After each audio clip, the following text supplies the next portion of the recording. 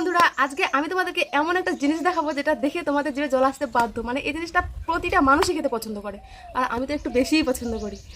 তো আমি এটা দেখার পরই ভেবেছিলাম যে এটাকে আজকে লবণ ঝাল দিয়ে মেখে খাবো। এই প্যাকেটটা এনে দিয়েছে আমার একটা ভাই।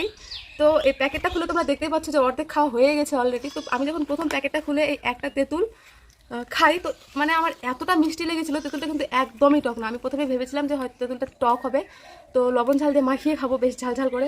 কিন্তু খাবার পর মনে হয়েছিল আরে এটা তো মধু দেওয়া আছে মনে হয়, এত মিষ্টি। তো চলো তোমাদেরকে আমি ভেঙে দেখাচ্ছি। আর এগুলো জিনিস দেখে কি চুপ থাকা যায় বলো? জিভে তো জল আসতে বাধ্য।